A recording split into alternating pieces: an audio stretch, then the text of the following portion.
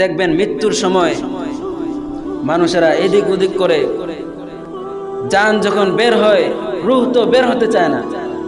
রূহ পৃথিবীর মায়ায় এমনভাবে আসক্ত হয়ে যায়, রূহ তো বের হতে চায় না।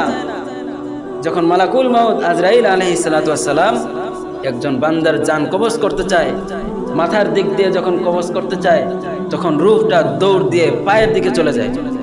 আবার যখন পায়ের দিকে ধরতে চায়, সে রূহ আবার দৌড় দিয়ে বডি থেকে হাতের দিকে চলে যায়, ডানে যায় বামে যায়, দৌড়াদৌড়ি করে, সে বের হতে চায় না।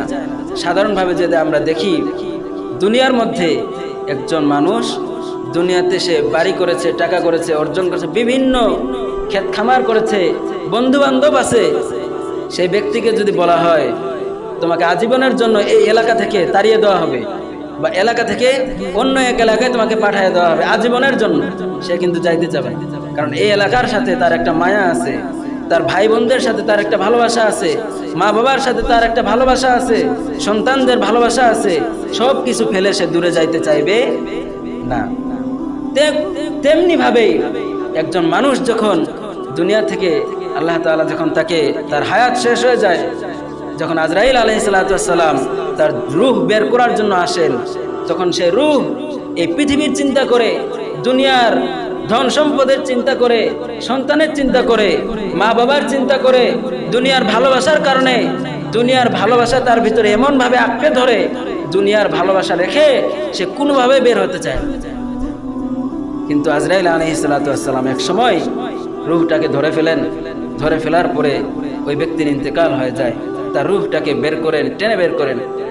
কিন্তু যদি মুমিন হয়, তার রূহটা অত্যন্ত সাবলীলভাবে সুন্দরভাবে কবজ হয়ে যাবে।